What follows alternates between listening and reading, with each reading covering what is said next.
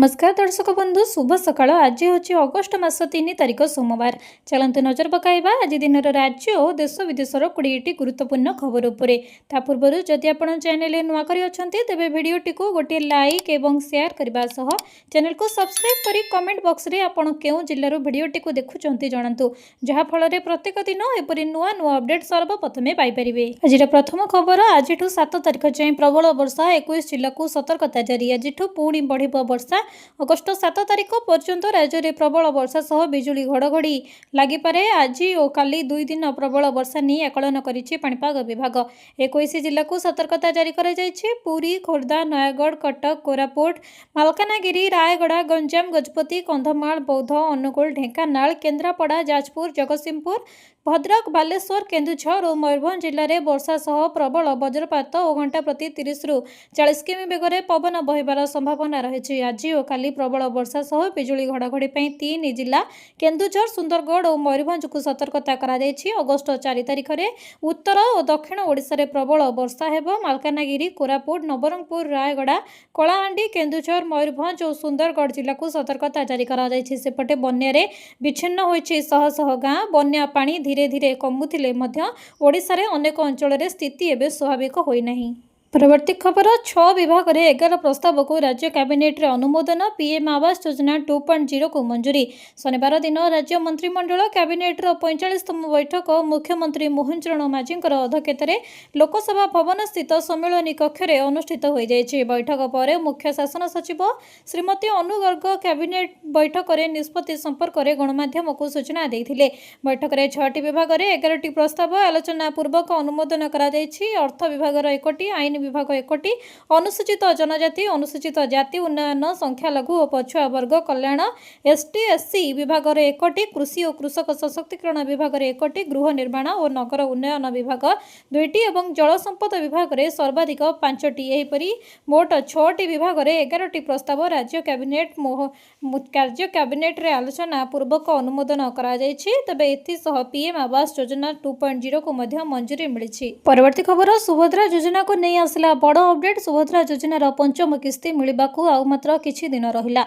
शीघ्र एही 4टी काम तुरंत कराई नियंतु। प्रथमे पाइबेनी नहले सुभद्रा योजनार आगामी किस्ती टंका। प्रथमे फील्ड वेरिफिकेशन, बायोमेट्रिक, केवाईसी एवं डीबीटी लिंक बा अंडर प्रोसेस अछि। तेबे सब काम तुरंत सारि नियंतु। सरकारक तरफरु एही सब को सठिक ठीक करबा पई लिस्ट जारी करिथिले। काहेकि ना आउ कम दिन रहिला सुभद्रा योजनार 5म किस्ती टंका मिलबा। ता पूर्वरु एही सब काम निहाती कराई नियंतु। जदि आपण नुआ आवेदन करिसंती ताहले आपणक पई अपडेट टी निहाती जरूरी। जदि आपणकर स्टेटस चेक करी सुभद्रा योजना रे लॉगिन करि परिबे। आपणकर स्टेटस अंडर प्रोसेस अछि ना बायोमेट्रिक केवाईसी पई अटकी जाइछि ताहले जानि परिबे। सुभद्रा योजना रे नै आसीछि बहुत बड़ सूचना। जानतु कोन नुआ आवेदनकारींकर समीक्षा परे से कहछन्ते जे सुभद्रा योजना पई 3,17,966 जन नुआ आवेदन करिसंती। सेहि परि 28,611 जनकर बायोमेट्रिक केवाईसी संपूर्ण करने को निर्देश दिया जाइछि। एथिसह नुआ आवेदनकारी माने एका बेले योग्य हले एका बेले 5टी किस्तीर 25,000 टंका डीबीटी जरिया स्थानांतरित करा जिवो। परवर्ती खबर सबु बेरोजगार को सरकार देबे 2500 टंका। जानतु एही योजनार पूरा सत्य। केंद्र सरकारंकर रविवार 2 अगस्ट 2026 रे देशर नागरिक मानक प्रधानमंत्री नाम रे चलुथिबा एक योजना संपर्क में भाइराल हेउथिबा दाबी को नहीं सतर्क करिछि। वास्तव में एही दिन गुड़िकर सोशल मीडिया प्लेटफॉर्म रे एक फोटो खूब भाइराल हेउछि जेउथिरे दाबी करा जाइछि जे प्रधानमंत्री बेरोजगारी भत्ता योजना अधीन रे समस्त बेरोजगार को 2500 टंका दिया जिवो। एही योजना केंद्र सरकार अधीन रे चलुछि एवं एहार लाभ समस्त बेरोजगार लोकन को मिलिबो बोली दाबी करा जाउछि। केंद्र सरकार एही दाबी को संपूर्ण भावे मिथ्या, नकली और भ्रमात्मक बोली कहिसंती। एहा सरकार नागरिक मानकू अपील करिसंती जे एभली कोनोसी नकली योजना जाल रे पड़ी कोनोसी पदक्षेप न नियंतु। एपरि कोनोसी भ्रमात्मक सूचना मिलिले तुरंत संपृक्त अधिकारी को जणाइबाकू मध्य कहा जायछि। केंद्र सरकारक पक्षरु एनै रविवार 2 अगस्ट 2026 दिन social media platform X ray एक पोस्ट शेयर करा जायछि। पोस्ट रे सरकार कहिसंती जे सोशल मीडिया रे एक फोटो शेयर करी दाबी करा जायछि से प्रधानमंत्री बेरोजगारी भत्ता योजना अधीन रे समस्त बेरोजगार को 2500 टंका दिया जिवो। एही दाबी नकली अटे। परवर्ती खबर गोटे जमी दुई भाई चाष करुले क्या मिलिबो पीएम किसान टंका जानतु संपूर्ण तथ्य। केंद्र सरकार प्रधानमंत्री किसान सम्मान निधि योजना देशर लक्ष लक्ष क्षुद्र और नाममात्र चाषी एक गुरुत्वपूर्ण सहायता राशि। यह योजना अधीन सरकार प्रतिवर्ष 3टी किस्ती 2000 टंका लेखाएं 6000 आर्थिक सहायता चाषी बैंक अकाउंट को पठाते। किंतु गाँ और सहर में यह योजना को नहीं एवं बहुत द्वंद्व रही। सबुठ बड़ प्रश्न से उठे जितेबाला 2 जन व्यक्ति जेपरिक बापा और पुओ किंबा दुई भाई गोटे जमी चाष करती। प्रधानमंत्री किसान योजना निर्देशावली अनुसार बापांकर नाम सह नाबालक पुओ किंबा स्त्री नाम जमी कागज पत्र तालिकाभुक्त थिले परिवार केउ जड़े व्यक्ति योजन लाभ पाइबे। जदि पुअर वर्ष 18 वर्ष अधिक तेबे परिस्थिति भिन्न। जदि पुअर नाम सरकारी रेकर्ड रे एक पृथक अंशीदार किंबा सहभागी भाव में पंजीकृत होता है और तांकर एक पृथक राशन कार्ड थाए तेबे प्राप्त बयस पुओ यह योजना पाई पृथक भाव आवेदन करें। जदि जमी कागज पत्र केवल बापा नाम थाए और पुओ केवल चाष कम साहाय्य करुए तेबे पुओ कौन टंका पाई परिबो नाही। पैतृक संपत्ति रे 2 किंबा ततोधिक भाईंकर नाम रही साधारण कथा। जदि उभय भाई सरकारी राजस्व रेकर्ड रे पृथक अंशीदार भाव में पंजीकृत होइछंती और सेमानंकर पृथक परिवार और राशन कार्ड पृथक थाए तेबे प्रत्येक भाई व्यक्तिगत भाव 6000 टंकार लाभ पाई परिबे। परवर्ती खबर होटेल रेस्टोरेंट और अन्य प्रतिष्ठान पर बड़ खबर। मध्यप्राच्य में चलता युद्धर प्रभाव में अनेक देश में गैस और प्राकृतिक तैल दर वृद्धि पाई बेले एवं सामना को आसी बड़ खबर। खासकर होटेल रेस्टोरेंट और अन्य वाणिज्यिक प्रतिष्ठान गुड़िक बड़ आश्वस्ति प्रदान कर 19 किलोग्राम विशिष्ट कमर्शियल एलपीजी सिलिंडर मूल्य 200 टंकार अधिक ह्रास कर केंद्र सरकार। ईरान युद्ध और पश्चिम एशिया संकट कारण क्रमागत भाव वृद्धि पाई गैस दर यह द्वितीय बड़ आश्वस्तिजनक निष्पत्ति अटे। तथापि घरोई उपभोक्ता वर्तमान कौन आश्वस्ति मिलना कारण 14.2 किलोग्राम विशिष्ट घरोई एलपीजी सिलिंडर दर कौन परिवर्तन होना। केंद्र सरकार शनिवार दिन 19 किलोग्राम विशिष्ट कमर्शियल एलपीजी सिलिंडर मूल्य में बड़ ह्रास घोषणा कर नूतन दर अनुଯାयी दिल्ली में कमर्शियल सिलिंडर 202 टंका सस्ता हो जाता बेले कोलकाता यार मूल्य 209 टंका कम हो जाए। तेज कमर्शियल गैस दर में यह ह्रास पर आगामी दिन में कौन होटेल रेस्टोरेंट में बढ़ा जाइथिबा खाद्य रेट कमिबो आपणकर मतामत कमेंट बॉक्स रे जणातु। परवर्ती खबर आवास रे अनियमितता अभियोग पर गाँव में पहुंचले मंत्री सदर बीडीओ को कले कड़ा चेतावनी। ढेंकानाल जिले में आवास योजन हिताधिकारी तालिका नहीं बेस मनमानी अभियोग उठी। तेबे प्रथम पर्याय तालिका आसवा पर विभिन्न ब्लॉक रे नाम कटिथिबार योग्य हिताधिकारी मानक मध्यरे तीव्र असंतोष बढ़िबारे लागिछि। एसबु मध्यरे ढेंकानाल सदर ब्लॉक अंतर्गत काईमाटी ग्राम पंचायत रे 372 जन हिताधिकारी माने आवास पई पंजीकरण करथिले। प्रथम पर्याय सर्वे पर सेतिरु 669 जनकर नाम कटि जाइथिबा तालिकारु जणा पड़िछि। तालिकारु बाद पड़िथिबा योग्य हिताधिकारी मानक मध्यरे असंतोष भी वृद्धि पाइबा सहित ढेंकानाल विधायक तथा राज्य खाद्य जोगाण और खाउटी कल्याण मंत्री कृष्णचंद्र पात्रंकर अभियोग करा जायथिला। यार सत्यासत्य तदारख करबा पई राज्य जोगाण मंत्री कृष्णचंद्र पात्र गहम कुंटी ग्राम रे पहुंची थिले। जो व्यक्ति हिताधिकारी मानकर नाम तालिकारु बाद पड़िथिला सेमानक घर को घर बुली सर्वे करा जायथिला। नाम तालिकारु बाद पड़िथिला सेमानक घर को बुली देखिथिले। सेमानक परिस्थिति और घरर अवस्था देखि मंत्री निजे हृदयंगम करबा सहित बीडीओ और पीएम को कड़ा तागिद करिसंती। परवर्ती खबर ओडिशा राजपथ में एआई आधारित ई चालाण सिस्टम नियम उल्लंघन करे घरे पहुंचब चालाण।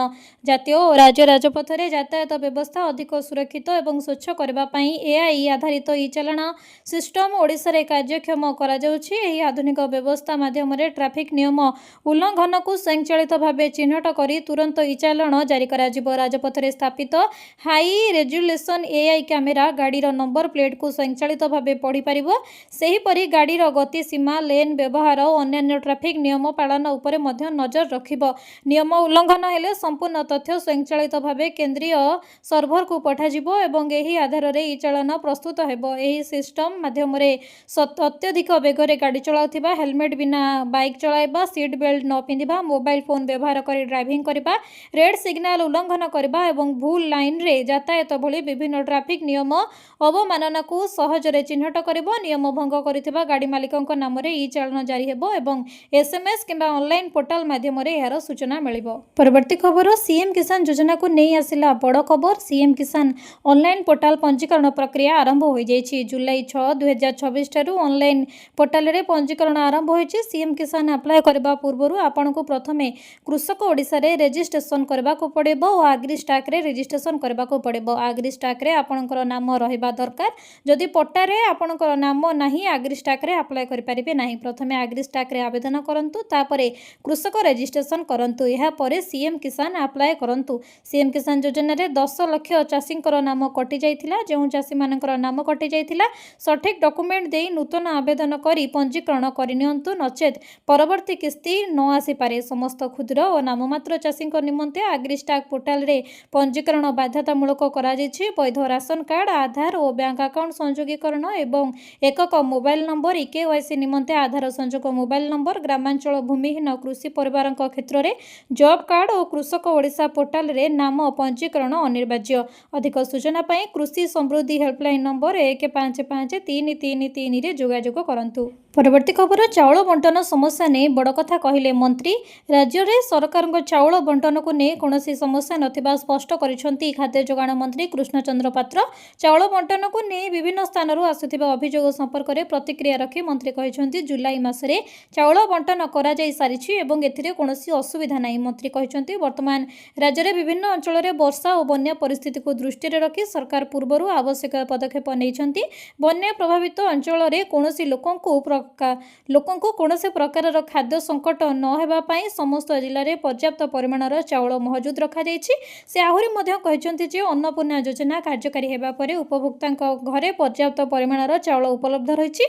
तेणु चाउल अभाव को नहीं चिंतार कौनसी कारण नहीं। बन्या परिस्थिति रे रिलीफ व्यवस्था संपर्क में मंत्री कहते जे प्रभावित अंचल गुड़िकर चाउल सह सुखिला खाद्य सामग्री मध्य पहुंचाई दिया जाइछि। स्थानीय प्रशासन परिस्थिति उपरे सतर्क नजर रखिथिबा बेले आवश्यकता अनुसार खाद्य सामग्री जोगाण जारी रहइबो बोली से सूचना दैछंती। परवर्ती खबर पोस्ट ऑफिस रो जबरदस्त प्लान। पीपीएफ रे निवेश करंतु मालामाल हुंतु पत्नी को दियंतु भविष्यत सुरक्षार उपहार। पत्नी को नाँ रे पब्लिक प्रोविडेंट फंड बा पीपीएफ रे निवेश करंतु आ पांतु 15 वर्ष रे 32 लाख रु अधिक टंका। जदि आपण निज पत्नी को एभली एक उपहार देबाकू चाहुछंती ताहाले डाकघरर तांको नाम रे पब्लिक प्रोविडेंट फंड रे अकाउंट खोलंतु। पत्नी चाकरी करुथिले उभय मिसी एही अकाउंट रे निवेश करि परिबे। जदि से कार्यरत नहंती तेबे आपण निजे मध्य तांको पई नियमित टंका जमा करि परिबे। वर्तमान पब्लिक प्रोविडेंट फंड उपरे वार्षिक 7.1% सुध मिलुछि। यह एक सरकारी क्षुद्र संचय योजना। सरकार प्रति 3 मासरे यार सुध हार रे समीक्षा करुछंती। पीपीएफ अकाउंट रे गोटी आर्थिक वर्ष रे सर्वनिम्न 500 टंका एवं सर्वाधिक 1.50 लाख टंका जमा करा जाय परिबो। एही टंका एककालीन किंबा किस्ती रे मध्य आपण जमा करि परिबे। परवर्ती खबर अंगनवाड़ी कर्मी दरमा बढ़िबो। राज्य में अंगनवाड़ी कर्मी दरमा बढ़ी पारे। राज्य सरकार ए दिगरे चिंता करुछंती। जन्मरू जुई जाए अंगनवाड़ी कर्मी भूमिका गुरुत्वपूर्ण। तेणु सेमानंकर समस्यार समाधान लगी सरकार यत्नवान थिबा उपमुख्यमंत्री प्रभाती परिड़ा कहते। विधानसभा रे सरकार एक बड़ घोषणा करि पारंती बोली श्रीमती प्रभाती परिड़ा कहते। एही घोषणा अंगनवाड़ी कर्मी दरमा वृद्धि संक्रांत रे होई पारे बोली कहा जायछि। 5 दफा दामी ने बारंबार आंदोलन को ओह्लाइछंती अंगनवाड़ी कर्मी। विधानसभा अधिवेशन रे आसिले हजार हजार संख्यक कर्मी और सहायिका राजरास्ता को आसंती। आगको पंचायत निर्वाचन थिबा बेले अंगनवाड़ी कर्मी भूमिका गुरुत्वपूर्ण। अंगनवाड़ी कर्मी समस्यार समाधान हेले गाँ राजनीति को बल मिल पारे। बीजेपी सरकार प्रथम थर पंचायत निर्वाचन को सामना करब। तेणु अंगनवाड़ी कर्मी और सहायिका मानकर दरमा वृद्धि करा जाय पारे। जदिओ सेमाने 18,000 टंका पाई दरमा लागू करबा को दाबी करुछंती तथापि सरकार अंगनवाड़ी कर्मी दरमा 15,000 और सहायिका दरमा 12,000 करबा को योजना करुथिबा आलोचना होईछि। परवर्ती खबर ओडिशा रे समस्त चाषी भाई मानक पई सबुठु बड़ गुरुत्वपूर्ण सूचना आसीछि। गरीब धान मंडी पंजीकरण पई जुलाई 25 2026 रु आरंभ हो जाइछि। तेबे जुलाई 25 2026 रु अगस्त 30 जाए चाषी पंजीकरण हेबो। एथर रेन्यू हेबनी नुआ चाषींकर नाम जोड़ा जिवो। 2026-27 खरीफ चाष पई जुलाई 25 रु अगस्त 30 तारिख पर्यंत चाषी पंजीकरण हेबो। पूर्व वर्ष परि सोसाइटी संपादक माने आ पुराना चाषी को रेन्यू न करी चलित वर्ष धान बिक्री କରିବାକୁ ଥିବା ସମସ୍ତ ନୂଆ ଓ ପୁରୁଣା ଚାଷୀଙ୍କୁ ନାମ ପଞ୍ଜୀକରଣ କରିବେ। ଚଳିତ ବର୍ଷ ଚାଷୀ ପଞ୍ଜୀକରଣରେ 1 ଲକ୍ଷ ଛୁଇଁବ ବୋଲି ଆଶା କରାଯାଉଛି। ଏଥିପାଇଁ ଚାଷୀମାନେ ଧାନ ବିକ୍ରି କରିବାକୁ ଚାହୁଁଥିବା ସୋସାଇଟି, ଲ୍ୟାମ୍ପସ, ଏସ୍ଏଚ୍ଜି ଓ ପାଣି ବିଭାଗ ପଞ୍ଚାୟତଗୁଡ଼ିକରେ ପଞ୍ଜୀକରଣ କରିବାକୁ କୁହାଯାଇଛି। ଏହାପରେ ଦାଖଲ ଫର୍ମଗୁଡ଼ିକରେ ଡିଜିଟାଲାଇଜେସନ୍ ଏବଂ ଭେରିଫିକେସନ୍ କରାଯାଇ ସେପ୍ଟେମ୍ବର 30 ସୁଦ୍ଧା ଚୂଡ଼ାନ୍ତ ତାଲିକା ପ୍ରକାଶ ପାଇବା ପାଇଁ ଧାର୍ଯ୍ୟ ସମୟ ଆସିବା ପରେ କୌଣସି ଆବେଦନ ଗ୍ରହଣ କରାଯିବ ନାହିଁ ବୋଲି ଯୋଗାଣ ବିଭାଗ କହିଛି। ସରକାରଙ୍କ ତରଫରୁ ଯେଉଁ କ୍ୱିଣ୍ଟାଲ ପିଛା 3100 ଟଙ୍କା ଦେବେ, କେଉଁ ଆଧାରରେ କଟନୀ ଛଟନୀ ହେବ ସରକାର ଘୋଷଣା କରିଛନ୍ତି। ତୁରନ୍ତ ପଞ୍ଜୀକରଣ କରିବାକୁ ସରକାର ନିର୍ଦ୍ଦେଶ ଦେଇଛନ୍ତି। ପରବର୍ତ୍ତୀ ଖବର, କେନ୍ଦ୍ର କ୍ୟାବିନେଟ୍ରେ ବଡ଼ ନିଷ୍ପତ୍ତି, 5 ବର୍ଷ ବଢ଼ିଲା ପିଏମ୍ କିଷାନ ଯୋଜନା। ଦେଶରେ କୋଟି କୋଟି ଚାଷୀଙ୍କ ପାଇଁ ବଡ଼ ଖବର। ଆଉ 5 ବର୍ଷ ପର୍ଯ୍ୟନ୍ତ ଜାରି ରହିବ ପ୍ରଧାନମନ୍ତ୍ରୀ କିଷାନ ସମ୍ମାନ ନିଧି ବା ପିଏମ୍ କିଷାନ ଯୋଜନା। ଏନେଇ କେନ୍ଦ୍ର କ୍ୟାବିନେଟ୍ ମୋହର ମାରିଛି। ପ୍ରଧାନମନ୍ତ୍ରୀ ନରେନ୍ଦ୍ର ମୋଦିଙ୍କର ଅଧ୍ୟକ୍ଷତାରେ ବସିଥିବା କେନ୍ଦ୍ର କ୍ୟାବିନେଟ୍ ବୈଠକରେ ପିଏମ୍ କିଷାନ ଯୋଜନାକୁ 2030-31 ପର୍ଯ୍ୟନ୍ତ ବଢ଼ାଇବାକୁ ଅନୁମୋଦନ ମିଳିଛି। ଏହି ବିସ୍ତାର ପାଇଁ ସରକାର 3,15,000 କୋଟି ଟଙ୍କା ବ୍ୟୟ କରିବେ। ଯୋଜନା ଅନୁସାରେ ଯୋଗ୍ୟ ଚାଷୀ ପରିବାରଙ୍କୁ ପ୍ରତିବର୍ଷ 6,000 ଟଙ୍କା 3ଟି କିସ୍ତିରେ ସିଧାସଳଖ ବ୍ୟାଙ୍କ ଖାତାକୁ ପଠାଯିବ। 2019ରେ ଆରମ୍ଭ ହୋଇଥିବା ଏହି ଯୋଜନାରେ ଏପର୍ଯ୍ୟନ୍ତ 4,47,000 କୋଟି ଟଙ୍କାରୁ ଅଧିକ ରାଶି ଚାଷୀଙ୍କର ଖାତାକୁ ସିଧାସଳଖ ହସ୍ତାନ୍ତର କରାଯାଇଛି। ସରକାରଙ୍କ କହିବା ଅନୁସାରେ ଏହି ସହାୟତା ଚାଷୀଙ୍କୁ ବିହନ, ସାର, ଜଳସେଚନ ଓ କୃଷି ଉପକରଣ କିଣିବାରେ ସହାୟକ ହେଉଛି। ନୀତି ଆୟୋଗ ମୂଲ୍ୟାଙ୍କନରେ ମଧ୍ୟ ଯୋଜନାର ସକାରାତ୍ମକ ପ୍ରଭାବ ସାମ୍ନାକୁ ଆସିଛି। ସରକାର ଆଶା, ଏହି ନିଷ୍ପତ୍ତି ଚାଷୀଙ୍କର ଆୟ ବୃଦ୍ଧି ସହ ଗ୍ରାମୀଣ ଅର୍ଥନୀତିକୁ ଆହୁରି ସୁଦୃଢ଼ କରିବ। ପରବର୍ତ୍ତୀ ଖବର, 3 ଅଗଷ୍ଟରୁ 9 ଅଗଷ୍ଟ କେତେ ଦିନ ବନ୍ଦ ରହିବ ବ୍ୟାଙ୍କ? ଦେଖନ୍ତୁ ଆର୍ବିଆଇ ଛୁଟି ତାଲିକା। ଯଦି ଆପଣଙ୍କର ଆସନ୍ତା ସପ୍ତାହରେ ବ୍ୟାଙ୍କରେ କୌଣସି ଜରୁରୀ କାମ ଅଛି, ତେବେ ବ୍ୟାଙ୍କ ଯିବା ପୂର୍ବରୁ ଛୁଟି ତାଲିକା ନିଶ୍ଚୟ ଯାଞ୍ଚ କରନ୍ତୁ।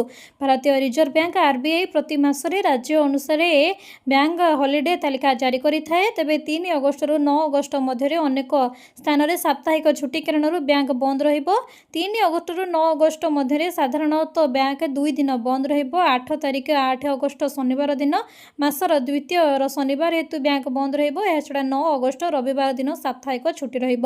ଏହା ବ୍ୟତୀତ କୌଣସି ରାଜ୍ୟରେ ସ୍ଥାନୀୟ ପର୍ବପର୍ବାଣୀ କିମ୍ବା ବିଶେଷ ଛୁଟି ଥିଲେ ବ୍ୟାଙ୍କ ବନ୍ଦ ରହିବ। ପରବର୍ତ୍ତୀ ଖବର, ତାମିଲନାଡୁ ସରକାରଙ୍କ ବଡ଼ ଯୋଜନା, ପିଲାଙ୍କୁ ମିଳିବ ଚିକେନ୍ ସରପ୍ରାଇଜ୍। ତାମିଲନାଡୁ ସରକାରମାନେ ସ୍କୁଲ ପିଲାମାନଙ୍କ ପାଇଁ ଖୁସି ଖବର। ମଧ୍ୟାହ୍ନ ଭୋଜନରେ ଏବେ ମିଳିପାରେ ସୁସ୍ୱାଦୁ ଚିକେନ୍ ବିରିୟାନୀ। ସପ୍ତାହକୁ ଥରେ ସରକାରୀ ସ୍କୁଲ ପିଲାମାନଙ୍କ ଥାଳିରେ ପରଷାଯିବ ଗରମା ଗରମ ଚିକେନ୍ ବିରିୟାନୀ। ଏଭଳି ଏକ ନୂଆ ଯୋଜନା ଉପରେ ଚିନ୍ତା କରୁଛନ୍ତି ତାମିଲନାଡୁ ସରକାର। ରାଜ୍ୟରେ ସ୍କୁଲ ଶିକ୍ଷା ମନ୍ତ୍ରୀ ରାଜମୋହନ ମୁଖ୍ୟମନ୍ତ୍ରୀ ବିଜୟଙ୍କ ଆଗରେ ଏହି ପ୍ରସ୍ତାବ ରଖିଛନ୍ତି। ମନ୍ତ୍ରୀଙ୍କର କହିବା କଥା, ତାମିଲନାଡୁ ସବୁବେଳେ ପିଲାଙ୍କର ପୋଷଣ ଓ ସ୍କୁଲ ଭୋଜନ କ୍ଷେତ୍ରରେ ସାରା ଦେଶକୁ ବାଟ ଦେଖାଇ ଆସିଛି। 1950 ମସିହାରେ ପୂର୍ବତନ ମୁଖ୍ୟମନ୍ତ୍ରୀ କାମରାଜର ପ୍ରଥମ କରି ମିଡ୍ ଡେ ମିଲ୍ ଆରମ୍ଭ କରିଥିଲେ। ପରେ କରୁଣାନିଧି ଏଥିରେ ଅଣ୍ଡା ଯୋଡ଼ିଥିଲେ। ଏମ୍ଜିଆର୍ ଏହାକୁ ଆହୁରି ସମୃଦ୍ଧ କରିଥିଲେ ଏବଂ ଜୟଲଳିତା ସପ୍ତାହ ସାରା ଅଣ୍ଡା ଦେବା ପାଇଁ ବ୍ୟବସ୍ଥା କରିଥିଲେ। ପରେ 2022 ଡିଏମ୍କେ ସରକାର ସକାଳ ଜଳଖିଆ ଯୋଜନା ଆରମ୍ଭ କରିଥିଲେ। ଏବେ ସେହି ପରମ୍ପରାକୁ ଆଗକୁ ନେଇ ସପ୍ତାହକୁ ଥରେ ଚିକେନ୍ ବିରିୟାନୀ ଦେବାକୁ ପ୍ରସ୍ତାବ ଦିଆଯାଇଛି। ପରବର୍ତ୍ତୀ ଖବର, ଦିଲ୍ଲୀ ମହିଳାଙ୍କୁ ବଡ଼ ଆଶ୍ୱସ୍ତି, ଅଗଷ୍ଟ 15 ପର୍ଯ୍ୟନ୍ତ ମାଗଣା ବସ୍ ଯାତ୍ରା। ଦିଲ୍ଲୀର ଲକ୍ଷାଧିକ ମହିଳା ଯାତ୍ରୀଙ୍କ ପାଇଁ ଆସିଛି ବଡ଼ ଆଶ୍ୱସ୍ତିକର ଖବର। ଯଦି ଆପଣ ଏପର୍ଯ୍ୟନ୍ତ ପିଙ୍କ୍ ସହେଲି ସ୍ମାର୍ଟ କାର୍ଡ଼ ପାଇନାହାନ୍ତି, ତେବେ ଚିନ୍ତାର କାରଣ ନାହିଁ। ଦିଲ୍ଲୀ ସରକାର ମାଗଣା ବସ୍ ଯାତ୍ରା ପାଇଁ ସ୍ମାର୍ଟ କାର୍ଡ଼ ବାଧ୍ୟତାମୂଳକ କରିବାର ସମୟସୀମାକୁ ବଢ଼ାଇ ମହିଳାମାନଙ୍କୁ ଦେଇଛନ୍ତି ଆଉ ଏକ ସୁଯୋଗ। ତେବେ ନୂଆ ନିୟମ କେବେଠାରୁ ଲାଗୁ ହେବ, ଆସନ୍ତୁ ଜାଣିବା ସମ୍ପୂର୍ଣ୍ଣ ଖବର। ରେଖା ସରକାର ଦିଲ୍ଲୀର ମହିଳା ଯାତ୍ରୀମାନଙ୍କୁ ଏକ ବଡ଼ ଆଶ୍ୱସ୍ତିକର ଖବର ପ୍ରଦାନ କରିଛନ୍ତି। ସରକାର ଡିଟିସି ଏବଂ ଦିଲ୍ଲୀ ପରିବହନ ବିଭାଗ ବସ୍ର ମାଗଣା ଯାତ୍ରା ପାଇଁ pink Saheli card smart card ବ୍ୟବହାର ବାଧ୍ୟତାମୂଳକ କରିବାର ଶେଷ ତାରିଖ ବୃଦ୍ଧି କରିଛନ୍ତି। ନୂଆ ନିଷ୍ପତ୍ତି ଅନୁଯାୟୀ ବସ୍ କଣ୍ଡକ୍ଟରମାନେ ଅଗଷ୍ଟ 15, 2024 ପର୍ଯ୍ୟନ୍ତ ପିଙ୍କ୍ ଟିକେଟ୍ ଜାରି ରଖିବେ। ତଥାପି ଅଗଷ୍ଟ 16, 2024 ଠାରୁ ମାଗଣା ବସ୍ ଯାତ୍ରା ପାଇଁ pink Saheli card smart card ବ୍ୟବହାର ବାଧ୍ୟତାମୂଳକ ହେବ। ସ୍ମାର୍ଟ କାର୍ଡ଼ ଆଧାରିତ ବ୍ୟବସ୍ଥାକୁ ସୁଗମ ଭାବେ ଗ୍ରହଣ କରିବା ଏବଂ ଏହି ପରିବର୍ତ୍ତନ ସମୟରେ କୌଣସି ଯୋଗ୍ୟ ମହିଳା ଯାତ୍ରୀଙ୍କୁ କୌଣସି ଅସୁବିଧାର ସମ୍ମୁଖୀନ ନ ହେବା ନିଶ୍ଚିତ କରିବା ପାଇଁ ଏହି ନିଷ୍ପତ୍ତି ନିଆଯାଇଛି। ପରବର୍ତ୍ତୀ ଖବର, ବନ୍ୟା ସମୟରେ ବଢ଼ୁଛି ସାପ ଭୟ, ପ୍ରତିବର୍ଷ ଯାଉଛି ହଜାରେ ଜୀବନ, କେମିତି ରହିବେ ସତର୍କ? ବର୍ଷା ଦିନ ଆସିବା ମାତ୍ରକେ ସାପ କାମୁଡ଼ିବା ଭୟ। ଚାରିଆଡ଼େ ବନ୍ୟା ପାଣି ମାଡ଼ିବା ଦ୍ୱାରା ସାପ ବଂଶ ବୃଦ୍ଧି ପାଇଥାଏ। ସାପ ବୃଦ୍ଧି ପାଇବା ଦ୍ୱାରା ଲୋକଙ୍କ କାମୁଡ଼ିବାରେ ଭୟ ରହିଥାଏ। ବର୍ଷା ପାଣି ଓ ବନ୍ୟା ପାଣି ସାପମାନଙ୍କର ଗାତ, ଜଳାଶୟ ଏବଂ ରହଣୀ ସ୍ଥାନରେ ପଶିଯାଇଥାଏ। ନିଜର ଆଶ୍ରୟସ୍ଥଳ ହରାଇ ସାପମାନେ ଶୁଖିଲା ସ୍ଥାନରେ କିମ୍ବା ଜନବସତି ଆଡ଼କୁ ଚାଲି ଆସନ୍ତି। ପାଣି ଘେରରେ ଥିବା ଲୋକମାନେ ଥିବାବେଳେ ଚାରିଆଡ଼େ ସାପ ବୃଦ୍ଧି ପାଇଥିବା ଆଶଙ୍କାରେ ଅଧିକ ଭୟଭୀତ ହୋଇପଡ଼ନ୍ତି, ଯେଉଁଥିପାଇଁ ସାପ କାମୁଡ଼ିବାର ଭୟ ଦେଖାଇଥାଏ। ପ୍ରତିବର୍ଷ ଗଡ଼ୁଛି 1000 ମୁଣ୍ଡ। ଓଡ଼ିଶାରେ ପ୍ରତିବର୍ଷ ସାପ କାମୁଡ଼ିବା ଜନିତ ମୃତ୍ୟୁ ସଂଖ୍ୟା ହାରାହାରି 1000। ଗତ 2 ବର୍ଷରେ 2118 ଜଣଙ୍କର ମୃତ୍ୟୁ। 2020-21ରେ ଯାଇଛି 1107 ଜଣଙ୍କର ଜୀବନ। 2021-22ରେ ମୃତ୍ୟୁ ସଂଖ୍ୟା 844, 2022-23ରେ 1001, 2023-24ରେ 1150 ଜଣଙ୍କର ମୃତ୍ୟୁ, 2024-25ରେ 7-9 ଜୀବନ ନେଇଛି ସାପ। ପରବର୍ତ୍ତୀ ଖବର, ବନ୍ୟା ଯୋଗୁଁ ଘୁଞ୍ଚିଲା +3 କଲେଜ ଆଡମିସନ ସମୟସୀମା, ଛାତ୍ରଛାତ୍ରୀଙ୍କୁ ମିଳିଲା ଅଧିକ ସମୟ। ରାଜ୍ୟରେ ବନ୍ୟା ପରିସ୍ଥିତିକୁ ଦେଖି ଓଡ଼ିଶା ସରକାର 2026-27 ଶିକ୍ଷାବର୍ଷ ପାଇଁ ଉଚ୍ଚଶିକ୍ଷା ଅନୁଷ୍ଠାନରେ +3 ଡିଗ୍ରୀ ପାଠ୍ୟକ୍ରମରେ ପ୍ରଥମ ପର୍ଯ୍ୟାୟ ନାମଲେଖା ସମୟସୂଚୀରେ ପରିବର୍ତ୍ତନ କରିଛନ୍ତି। ସରକାରୀ ବିଜ୍ଞପ୍ତି ଅନୁଯାୟୀ ବନ୍ୟା ପ୍ରଭାବିତ ଅଞ୍ଚଳର ଛାତ୍ରଛାତ୍ରୀ ଓ କଲେଜଗୁଡ଼ିକ ସମସ୍ୟାକୁ ଧ୍ୟାନରେ ରଖି ଏହି ନୂଆ ସମୟସୂଚୀ ଜାରି କରାଯାଇଛି। ଏହା ଆସାମ ଅଧୀନରେ ଥିବା ସମସ୍ତ +3 ଡିଗ୍ରୀ କଲେଜ ପାଇଁ ଲାଗୁ ହେବ। ଏଥିରେ ସରକାରୀ ବିଶ୍ୱବିଦ୍ୟାଳୟ, ସରକାରୀ କଲେଜ, ସହାୟତାପ୍ରାପ୍ତ କଲେଜ, ବେସରକାରୀ କଲେଜ ଏବଂ ଆଇନ କଲେଜ ସାମିଲ ରହିଛି। ନୂଆ ସମୟସୂଚୀ ଅନୁସାରେ ତୃତୀୟ ତଥା ଶେଷ ସିଲେକ୍ସନ ରାଉଣ୍ଡରେ ଯେଉଁ ଛାତ୍ରଛାତ୍ରୀଙ୍କୁ ସିଟ୍ ମିଳିଛି, ସେମାନେ ଅଗଷ୍ଟ 5 ତାରିଖ 2026 ସନ୍ଧ୍ୟା 5ଟା ମଧ୍ୟରେ ସମ୍ପୃକ୍ତ କଲେଜରେ ପହଞ୍ଚି ନାମ ଲେଖାଇ କରିବାକୁ ପଡ଼ିବ। ସେହିଦିନ ରାତି 9ଟା ସୁଦ୍ଧା ଇ-ସ୍ପେସ୍ ପୋର୍ଟାଲରେ ଭର୍ତ୍ତି ହୋଇଥିବା ଛାତ୍ରଛାତ୍ରୀଙ୍କ ତଥ୍ୟ ଅପଡେଟ୍ କରିବାକୁ କଲେଜଗୁଡ଼ିକୁ କୁହାଯାଇଛି।